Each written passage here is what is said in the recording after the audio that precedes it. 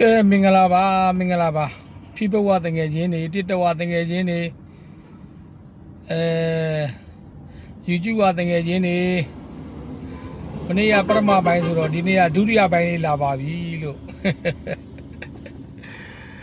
ကျွန်တော်ကပထမဦးဆုံးနေဟိုကကျွန်တော်ကပလင်ခံထားပါတယ်လို့ကျွန်တော်ကစိတ်ကိုရင်ပြီးတော့တငယ်ချင်းဖရက်များတွေကိုလို့ကိုစိတ်ကူးရင်တာလေးကိုချပြမယ်ဆိုပြီးတော့ကျွန်တော်စိတ်ကူးရင်တာပါတယ်အဲ့ဒီစိတ်ကူးရင်တဲ့မှာကျွန်တော်ချပြရတဲ့မှာတကယ်ချင်းတွေအများကြီးပါပဲဝေဖန်တာလေးတွေဟိုအကြံပေးတာလေးတွေကျွန်တော်ကြားရပါတယ်ကျွန်တော်လည်းတွေ့ရပါတယ်ကွန်မန့်ရေးတာလည်းကျွန်တော်တွေ့ရပါတယ်ကျွန်တော်ကိုမေးတဲ့လူတွေလည်းကျွန်တော်ကလည်းကားမောင်းနေတော့ပြန်မဖြေနိုင်ဘူး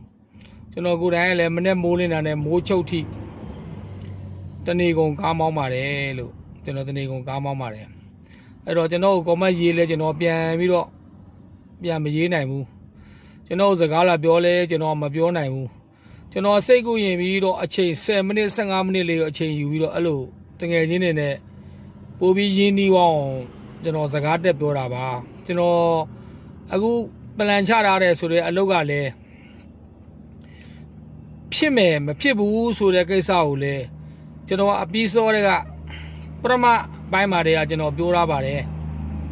ဟိုတေးကြတာမတေးကြတာတော့ကျွန်တော်ကိုယ်တိုင်ဆုံးဖြတ်လို့မရသေးပါဘူးကျွန်တော်စိတ်ကူးထားတဲ့ဟာလေးတွေကိုမနေ့ကကျွန်တော်ကွန်ဘတ်ထဲမှာသူတို့ပြောတယ်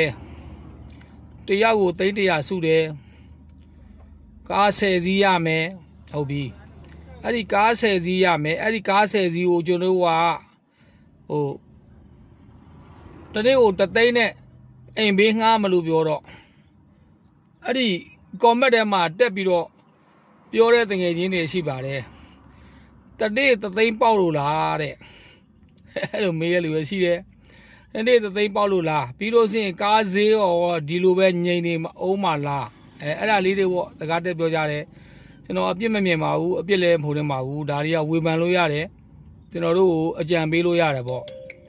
ကျွန်တော်ပြောချင်တဲ့အပိုင်းကအဲ့လိုမဟုတ်ဘူးကျွန်တော်စားခေါ်လိုက်တာကဗျာဘယ်လိုစားခေါ်လိုက်လဲဆိုတော့ပတ်စံ300